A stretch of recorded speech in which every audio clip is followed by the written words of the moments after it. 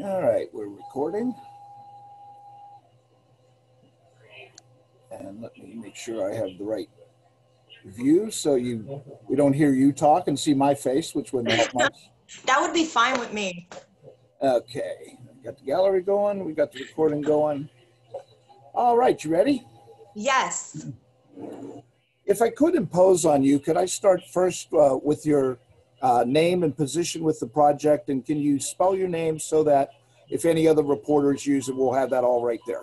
Of course. My name is Jolie. It's Joli. And then the last name is Tribuzio. That's Tribuzio. I have to think about it too before I say it. How would you like to be described in terms of your role with it? You're the star and also the editor, correct? Yeah. That would be it. Okay, very good. Well, let me start out with the basics at the beginning. How did you get attached to this project? What was it that you thought might be interesting to try to spend your time doing? You know, it's really something. I was having a conversation with somebody yesterday, and we mentioned something that happened, and they said, "Oh yeah, that was before Honeyzoomers." And in my mind, I was like, "Oh my goodness, I don't really remember that time," because it was kind of something that was said, and the minute it was put out there, it was in motion, and ever since then, it has just been a nonstop thing. So it was Charles Messina and Jeremy Long, of course, Erie's own, the wonderful Jeremy Long, in the middle of a conversation just about, thinking about what can we do creatively during this time where everything has just kind of come to a halt. Jeremy had this idea, hey, why don't you write something?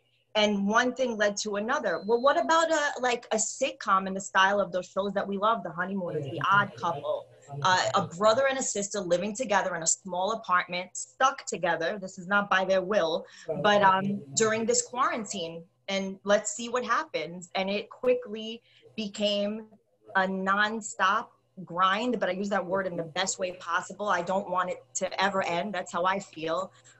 It's been wonderful. Let me ask a little bit about kind of your growth as an artist instead of maybe some of the traditional ways of doing things. You're now in a situation where the performers are recording their own stuff, and then you're taking on some of the editing responsibilities and so forth. Has this been a growing experience for you in terms of the different aspects of performance that you're learning about?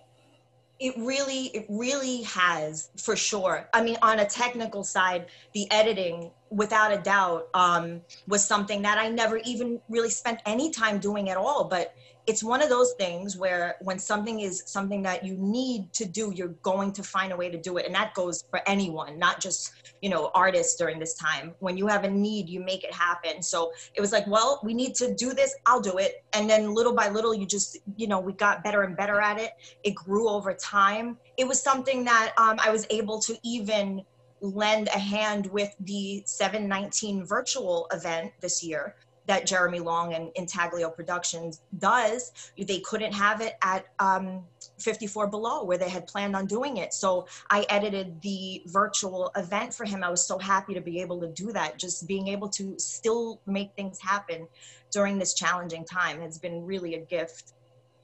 Yeah, I was actually in that. I did the intro. Yes, I know. I was so happy to put your segment together right at the beginning. There was no better way to start. Oh, you're lovely. It's the truth. And the backdrop, it was perfect. Let me ask, what do you see down the road in terms of some of these virtual things? And the pandemic will end at some point, but you folks have kind of created something, kind of a new form of storytelling by incorporating the pandemic and the conditions of that into the work.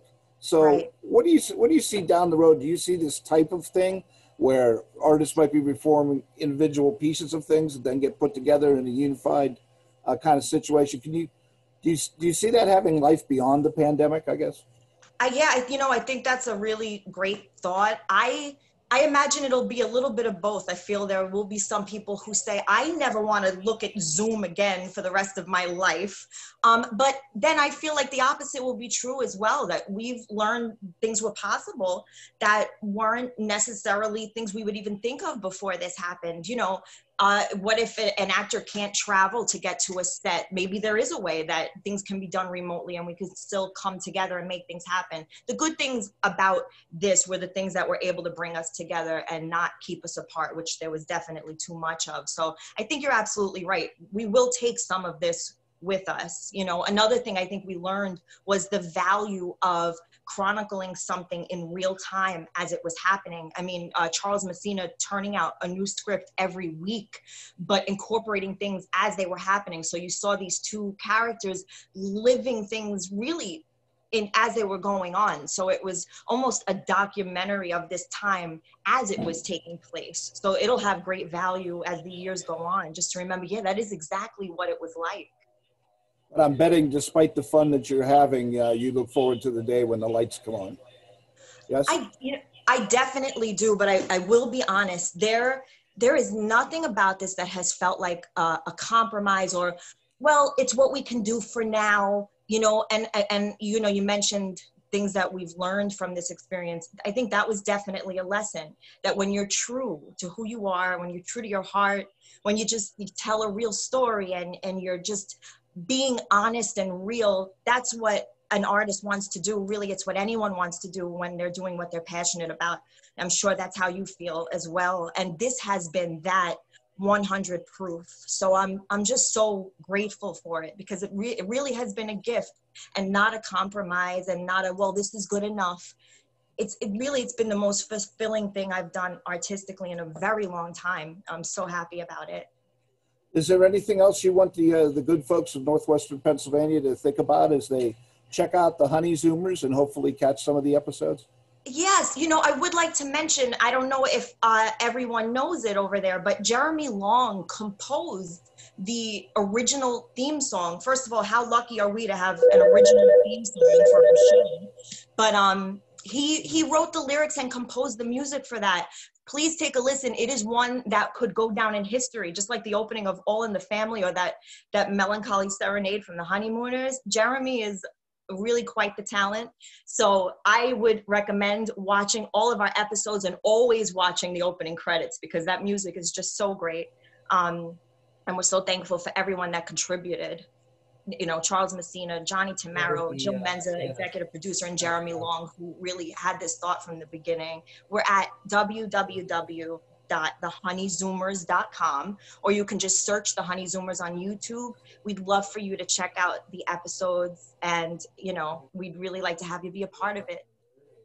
Jolie, thanks for everything. We appreciate your time. Continued success as you go forward. Thank you, Scott. It was so great to talk to you. All right.